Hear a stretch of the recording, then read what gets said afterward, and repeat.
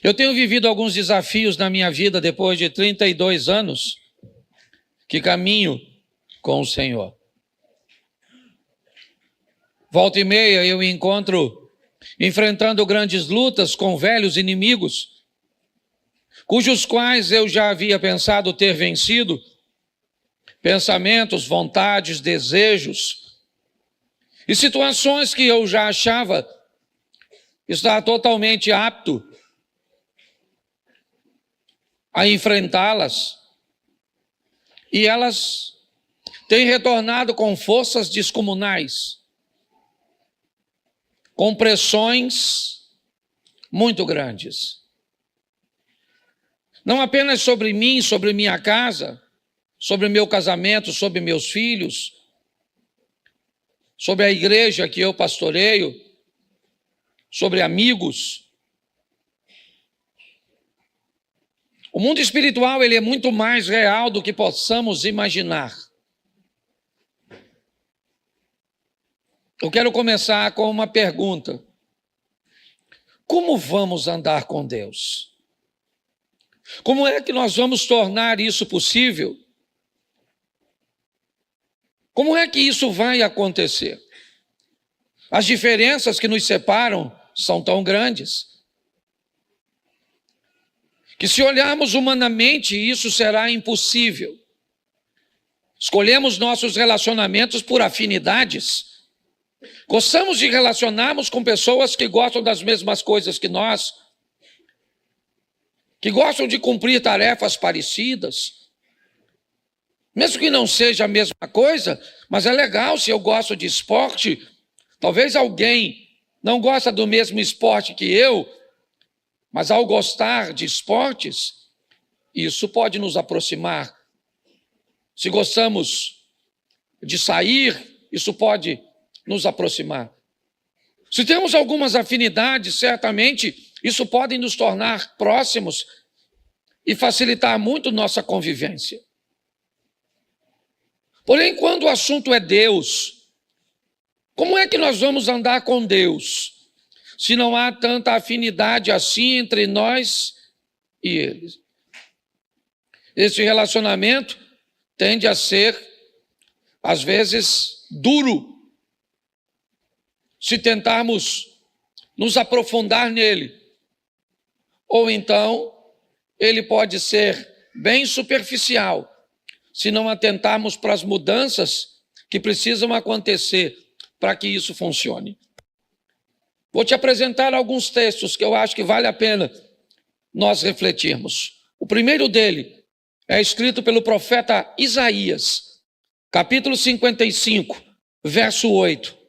Põe na tela, por favor. Isaías 55, 8 nos diz: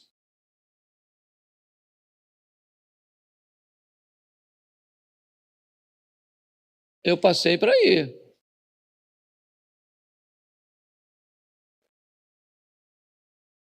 Só diz que não dá para colocar que eu leio. Porque os meus pensamentos não são os vossos pensamentos, nem os vossos caminhos, os meus caminhos, diz o Senhor. Preste atenção, porque nós vamos aprender algumas coisas importantíssimas. Como é que eu vou andar com Deus e vou estabelecer com Deus um relacionamento sadio, se o que Deus pensa é diferente de mim? Se a forma dele pensar é diferente da minha forma? Se por onde ele deseja ir, o que ele deseja trilhar, não é o que eu quero? Como é que este relacionamento vai progredir? Ele vai crescer, porque a Bíblia diz assim: conhecei e prossegui e conhecer. Nós vamos viver de glória em glória, de fé em fé, onde a proposta é uma ascensão, um crescimento. Como é que vamos desenvolver um relacionamento sério, profundo, com alguém que pensa e que deseja fazer, deseja realizar coisas? Seus caminhos são diferentes do nosso.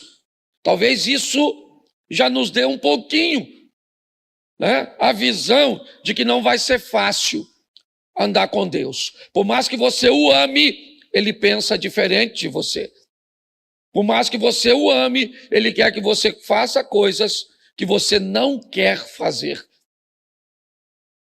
Então isso vai prejudicar um pouco, criar um relacionamento meio truncado. Alguma coisa que vai precisar de um aperfeiçoamento, que haverá alguns choques, que não será fácil, que não basta derramar o meu coração na presença de Deus, porque quando eu saio do ambiente da oração, as tentações, as provocações, as adversidades, elas vão me pressionar. Então eu não vou conseguir ter um relacionamento sério com Deus pautado em amor. Amor não é suficiente para sustentar um relacionamento como esse. Eu vou precisar mais do que simplesmente amar. Eu vou precisar reunir minhas forças para entender como esse processo funciona e agir sobre ele, porque eu penso diferente dele e o caminho dele é diferente do meu. 1 Samuel capítulo 16, verso 7, vai tornar mais extenso essa lista de separação. Porém, o Senhor disse a Samuel, o profeta do Senhor: escute aqui, esse cara está velho nessa ocasião, mas deixa eu te explicar, ele ouve a Deus desde garotinho, ele não é um iniciante na caminhada profética, ele estudou muito tempo ao lado de um profeta muito experiente, chamado Eli, ele foi treinado,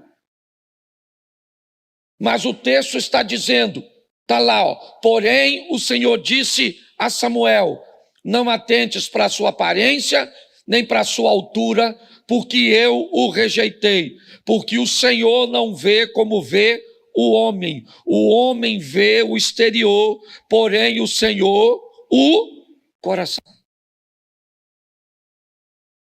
Olha só, se o pensamento dele é diferente do meu, o caminho dele é diferente do meu, agora a ótica dele, a maneira que ele enxerga as coisas é diferente de mim. Eu sou capaz de olhar a aparência, de acreditar que uma pessoa, pelo relógio que carrega no pulso, pelo colar que carrega no pescoço, pelo carro que colocou no estacionamento, pela marca da roupa ou da bolsa que carrega, os homens são capazes de avaliar as pessoas por isso. Deus diz, eu não vejo como vocês veem. Então, como é que nós vamos caminhar para um relacionamento que vá além do culto, que vá além dessas 2 horas, né, por dia, ou 4 horas por semana, com Deus? Como é que eu vou fazer isso? Como é que eu vou caminhar para algo mais profundo? Tirar essa água do tornozelo e subir um pouco mais, certo? Trazendo profundidade neste relacionamento. Pode ter certeza que isso não será fácil. Está esperando um ambiente fácil para começar a orar? Não vai rolar. Está esperando um ambiente favorável para ler a Bíblia? Não vai aparecer. Você está esperando um momento propício que você queira jejuar? Não vai aparecer.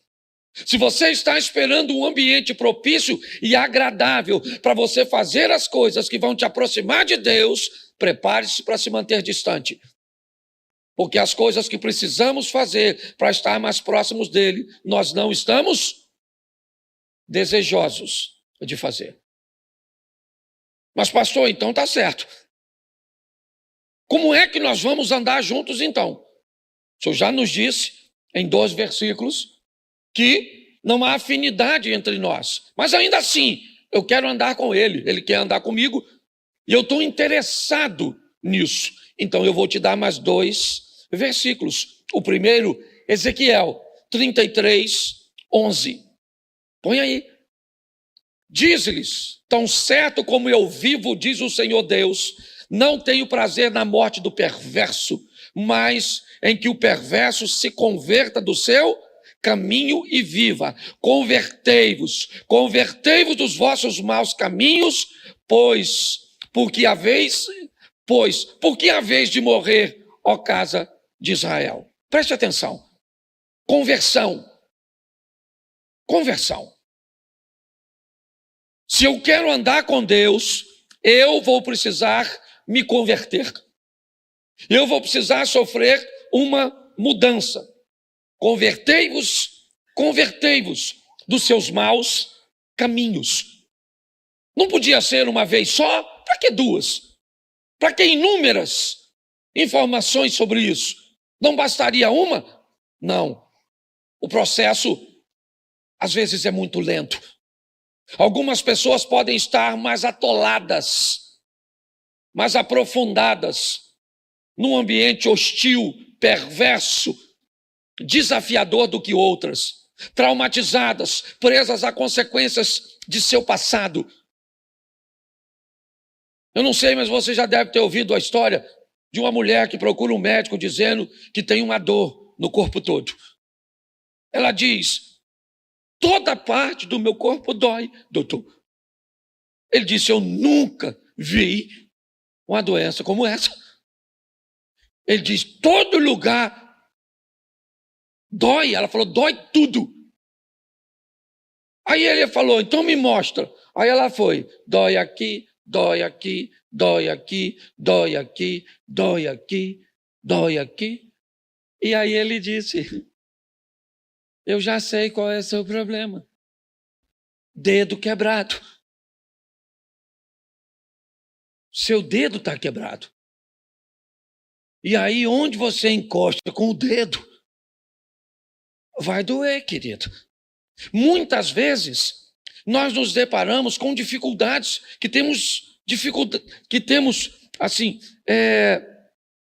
algumas resistências para identificarmos. A palavra conversão é uma palavra desafiadora, porque ela nos expõe a uma mudança que muitas vezes não estamos prontos para fazer. Mas e aí? A outra parte é que vai se converter? Só tem duas partes para que esse relacionamento se consolide. Uma sou eu, a outra é Deus. A palavra para que ele se consolide é conversão. Então, se eu não me converto, quem tem que se converter é Deus para se relacionar comigo? Então não vai ser fácil, não. Não pense que a maioria das pessoas que vivem uma vida sem vergonha, uma vida dupla, querem viver porque não querem, não. Elas querem viver uma vida de santidade, uma vida digna, uma vida decente. Sai de um culto, desejosos que durante essa semana seja uma semana de vitória, que ela não entre num site de pornografia, que ela não entre num ambiente de fofoca. Mas como ela vai fazer isso? Sozinha, ela não vai. As forças de oposição são muito maiores do que a dela. Para que ela consiga êxito nesse ambiente, ela vai precisar de uma companhia, ela vai precisar de um fortalecimento. E se ela não conseguir alcançar isso, se a força do mal convencê-la de que isso não é possível, não é viável, que ela não merece, você pode ter certeza que o que vai acontecer é ela ser envergonhada. Talvez não no ambiente humano, mas no ambiente espiritual.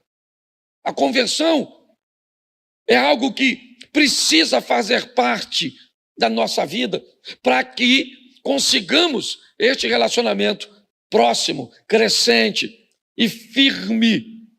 E para isso, Ezequiel 36, 26, nos diz algo: dar-vos-ei coração, porei dentro de vós o espírito, tirarei de vós o coração e vos darei um coração. Preste atenção. Olha só. Aí eu estou pronto a querer me converter? Então tá bom. Então eu vou receber uma coisa, e não mais fora, mas agora dentro. Preste atenção, esse é um texto do Velho Testamento. Certo? Essa história de um espírito que vem para dentro é uma coisa bem do Novo Testamento. Então preste atenção. Nós precisamos, para ter êxito, permitir que Deus entre. Eu não posso mais caminhar com Deus, simplesmente. Eu tenho que caminhar em Deus. Se eu quero vencer, não dá mais para um Deus que ande comigo. Eu preciso de um Deus que ande em mim. Um Deus que habite em mim. Certo? Que mora. Ah, pastor, mas o Novo Testamento já diz que Deus não habita em templo feito por mãos humanas. Ele pode até não habitar, mas frequenta. Então não vem com essa história, não. Certo? Ah, não vou mais à igreja porque Deus não habita em templo. Não habita, mas ele frequenta esse ambiente coletivo. É importante. E se eu quero viver uma vida digna com Deus, eu preciso permitir que essa dureza de coração, que esse coração cauterizado, insensível, esse coração que não sente mais quando desagrada a Deus, desapareça. Esse é o coração de pedra. O Espírito de Deus, ele vai trazer sobre nós um coração de carne, sensível, sabe? Uma percepção clara de quando algo, sabe? Algo que você faz, não interessa o quão pequeno ele seja. Se ele for ofender o Espírito Santo, ele te causa sensibilidade. Não interessa o que é. Eu vou te dar um exemplo. Eu esse dia estava saindo do hotel, e quando eu entrei no carro, eu descobri que eu não tinha pago uma água que eu tinha consumido. Eu já estava lá fora. Era apenas uma água. Eu podia ter ido embora. Ele não me cobrou. Aliás, ele não perguntou nada. Ele só é check-out, pastor. Falei, me dá o cartão e pronto. Mas quando eu estava lá fora, uma água, R$7. Não faria diferença para o hotel? Faria? Não. Faria diferença para mim? Não. Mas faria diferença no mundo? Pronto, eu fui lá e paguei a água, ponto, porque você começa a ter um coração sensível. Qualquer coisa que saia do padrão de Deus, não interessa se homem vai ver, se sua esposa vai ver, seu marido, seu pai, seu pastor, seu chefe, não tem mais a ver com a visão humana, é a visão de Deus sobre você. Onde você estiver, ele vai estar lá. É assim que funciona. E o nome dele pode ser glorificado ou envergonhado por minha ou por sua causa. É assim que funciona. Então eu preciso entender isso. Não será um relacionamento fácil. Não. Será um relacionamento desafiador. Eu terei que mover-me muitas vezes com muita força para fazer com que eu continue conseguindo andar ao lado de Deus. E eu até hoje confesso a você, fora alguns exemplos na Bíblia que a gente pode até aplicar, eu nunca vi Deus querendo parar de andar com as pessoas. Mas eu já vi pessoas querendo parar de andar com Deus porque descobriram que não conseguem.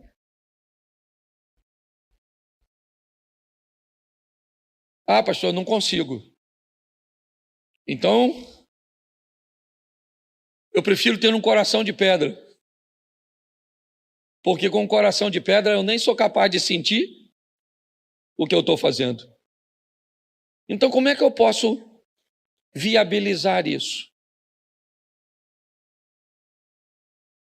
Coloque na tela, por favor, Tiago 1,12. Vou mais rapidinho, que eu até passei. Se me dá mais 6 minutinhos e eu termino. Tiago 1,12. Bota aí. Bem-aventurado o homem que suporta com perseverança a provação, porque depois de ter sido aprovado, receberá a coroa da... Você tem uma outra tradução para botar para mim, irmão? Ela está muito fora. Tem ou não? Se não tem, eu leio a minha, para ganhar tempo. Bem-aventurado o homem que suporta a tentação, porque quando for provado, repita comigo, suporta a tentação. Isso. Porque quando for provado, porque quando for, suporta o quê? Porque quando for, então tentação é diferente de provação. Bem-aventurado o homem que quando for tentado, né, que suporta a tentar, porque quando ele for, receberá a coroa, ao qual o Senhor tem prometido para os que o amam. Agora, verso 13. Ninguém, sendo tentado, diga, de Deus sou, porque Deus não pode ser tentado pelo mal e a ninguém, mas cada um é tentado quando atraído e engodado por sua própria concupiscência. Depois, havendo a concupiscência concebido, dá luz ao pecado, e o pecado, sendo consumado, gera a morte. Preste atenção. Você quer se dar bem nesse relacionamento entre você e Deus? Pare de olhar a vida dos outros e concentre-se na sua. Todas as vezes que você só consegue olhar a vida do outro, eu te digo perto de quem você está, de Satanás. Ele é o acusador. Na presença de Deus, eu e você não temos a mínima condição de olhar para a vida dos outros. Todas as vezes que você vê na Bíblia alguém se encontrando com Deus, ele diz, ai de mim. Ai de mim que vou morrer. Eu vou morrer. Eu estou perecendo. Por quê? Porque na presença de Deus não dá para olhar para o outro. Fica você e ele. Acabou a vida do outro. Porque na presença do santo, acabou. No eterno não dá para olhar para a esposa, para o marido, para o vizinho, para o pastor, para o filho, para a sogra. Não dá. Na presença de Deus não sobra ninguém. É só você e ele. É assim que funciona. Então, se eu quero fazer isso dar certo, eu tenho que ter um autoconhecimento. Entender que a tentação precede a provação. Todo homem vai ser tentado quando ele for atraído e engodado por sua própria concupiscência. Seus desejos materiais envoltos em sensualidade ou não. A concupiscência é bem abrangente. Mas o que a Bíblia está dizendo é mais ou menos assim. Você vai ser, no campo da sexualidade, tentado por pensamentos eróticos, por desejos sexuais, por ter uma parte em você que não é cumprida. O nome disso é provação. Ou é tentação, perdão. Mas a hora que aparecer alguém lhe dando condição de atender a demanda da tentação, você entrou na provação. É assim que funciona. E ela é muito particular. O que tenta você não necessariamente tenta quem está do seu lado. Nós precisamos ter um entendimento, porque segundo a Bíblia, o que vai acontecer? O Satanás vai nos atrair com engodo. O que é um engodo? Engodo é uma quantidade de alimento que eu gosto, que eu almejo, mas que não pode ser suficiente para atender a minha demanda. É aquilo que caçadores, pescadores utilizam como um artifício para manter a presa perto do ambiente de captura. É assim que funciona. Então, segundo a Bíblia, eu preciso entender este processo que quem vai usar contra mim? Satanás. Por isso, algumas palavras precisam nortear a nossa caminhada. A primeira é vigilância. O tempo inteiro. Seja prudente como as serpentes. Ninguém é capaz de pegar uma serpente distraída. Não há essa possibilidade. E olha que ela não enxerga. Todas as serpentes são cegas. Todas são cegas. Não existe cobra que enxerga. Não é assim que funciona. Mas a Bíblia está dizendo que um animal cego não pode ser pego, desprevenido. Sua sensibilidade, a captura que ela retira, certo, do ar com sua língua, colocando, ok, na sua boca, com aparelhos altamente sofisticados, para identificar o que está do lado de fora. É importante. Se nós não vigiarmos, nós vamos cair. Pode ter certeza, é só uma questão de tempo. Talvez não seja nenhuma queda tão grande para te humilhar, mas pode roubar a sua vitória, pode impedir seu crescimento, pode atrasar seu percurso. Está assim de gente que era para estar lá na frente. Você olha para a vida dela, nunca teve uma queda radical de humilhação, algo terrível, mas já era para estar muito longe e não conseguiu, porque vive sofrendo de pequenas quedas, de atrasos. É assim que funciona. A segunda palavra que nós temos que levar conosco é tolerância. Essa é uma das piores. Tolerância, cuidado com ela. Ela te impede de manter a distância segura de um ambiente ruim. Você começa a tolerar um palavrão. Você começa a tolerar determinados tipos de conversa, determinados tipos de ambiente. Isso começa a te aproximar de lugares e de coisas, de situações cujas quais você deveria estar distante. Mas o inimigo usou de uma forma sorrateira, fazendo com que você conseguisse tolerar. Você tolera aquele tipo de coisa, aquele tipo de música, aquele tipo, sabe? Você começa a se tornar bem tolerante. Por quê? Porque a próxima palavra é aprovação. Você não quer se tornar intolerante em algumas coisas, porque você começa a negociar. Esse é o problema. São essas coisas pequenininhas que a Bíblia chama de raposinhas. Elas vão assumindo lugares, desbravando e conquistando espaços na nossa vida, no nosso coração, e o que isso vai fazendo? Nos distanciando de Deus. A última palavra é informação. Aquilo que vai dar a você o conhecimento para combater os ataques. E aí Efésios 6,12 coloca: porque a nossa luta não é contra o e a, mas contra os principados e contra os dominadores deste mundo, contra as forças espirituais nas regiões.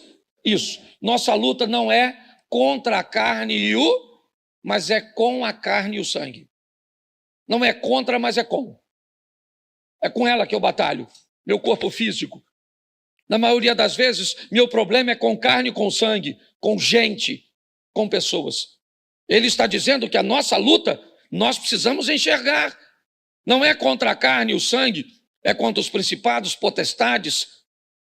É num ambiente invisível. Pô, pastor, aí o senhor está de brincadeira. Se é invisível, como é que eu vou lutar num ambiente invisível? Por isso eu estou dizendo.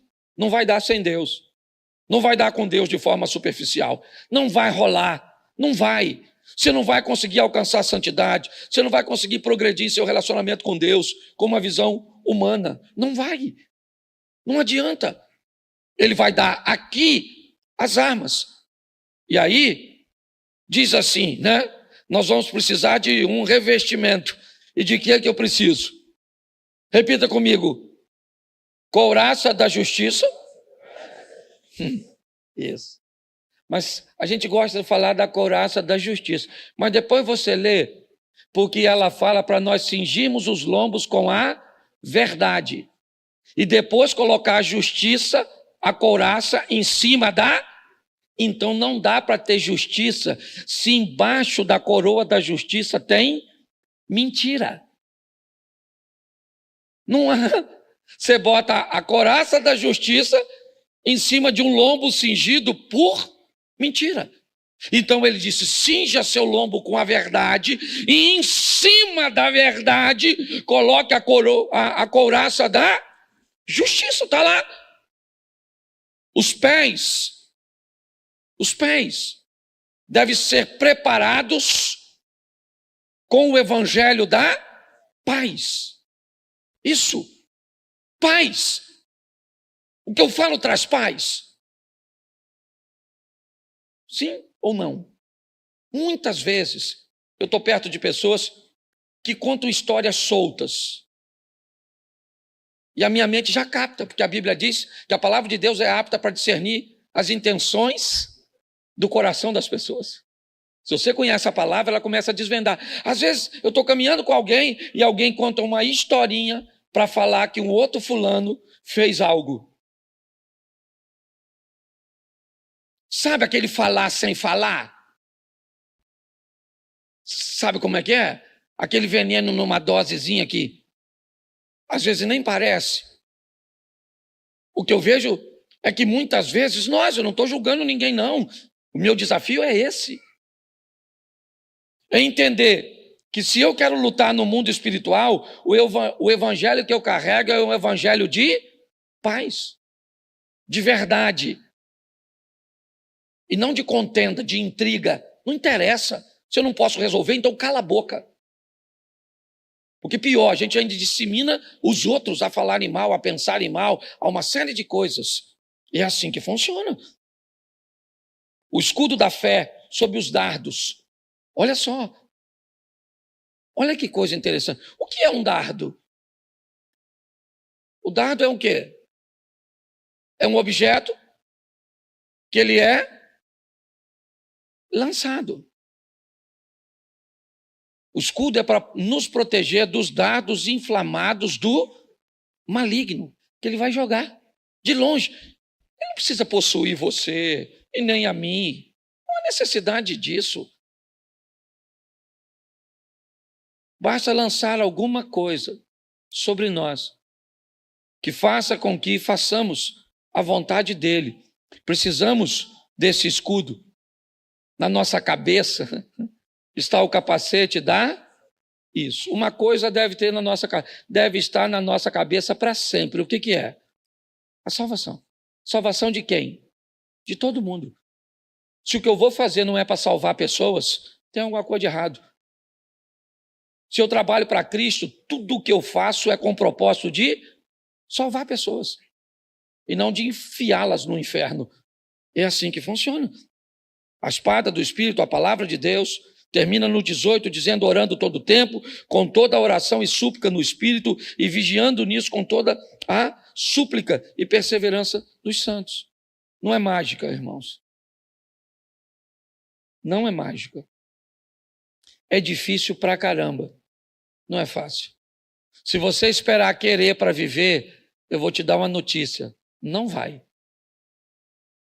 Não é para quem quer. Se relacionar com Deus não é para quem quer. Porque se fosse para quem quer, todos queriam. Quem não quer se relacionar com Deus? Eu só preciso encontrar um ambiente equilibrado, de autoconhecimento, onde eu consigo olhar para mim e ir eliminando as coisas, entender que o que o meu inimigo pode usar contra mim, porque é isso que ele vai usar contra você. Exatamente. Ele vai estudar você e vai descobrir como é que ele te faz ficar longe de Deus. Isso. É a história do filhinho pródigo.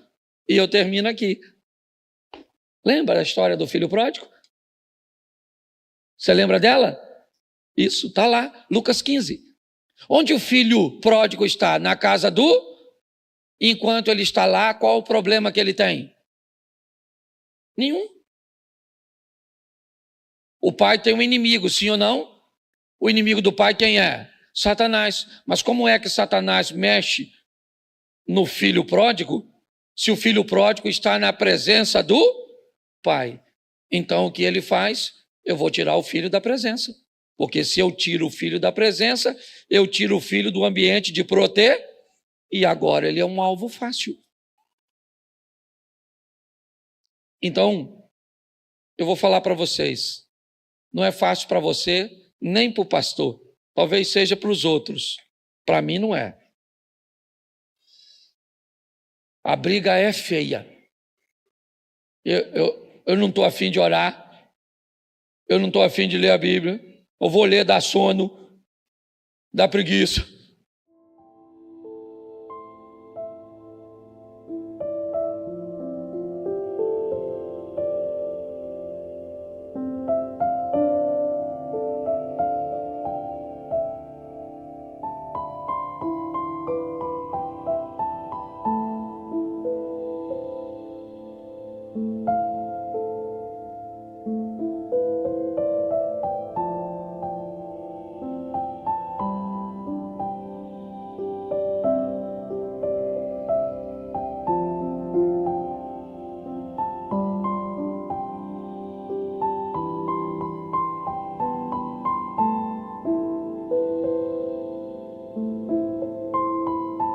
Ou a letrinha embaralha.